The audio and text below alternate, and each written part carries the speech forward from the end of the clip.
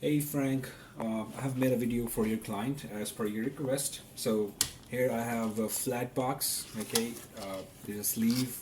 If you can see here, the sport view of the sleeve, and the sleeve looks perfect to me. Sorry, and this is a flat view of your insert. Okay, with scoring and perforation. Okay, and now here's we have covered all issues which you have in the last job, and now it looks much better now. I mean, you can see the perfect. And I have assembled the box as well. You can see the Sport UV on all side, and you can see here as well on the back side. Okay. Now it's the last issue was it was very tight fitting, but now we have just going to easily slide out and slide in the box easily, so they're going to be no problem.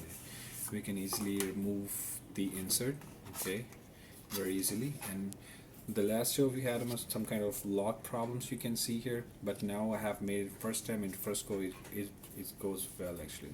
So now we're going to put insert again easily, right? So you can just assemble it properly, and afterwards you can slide in the sleeve, and it looks much better. I mean, you can see the perfect, right? Thank you very much, Frank. You can send the video to client.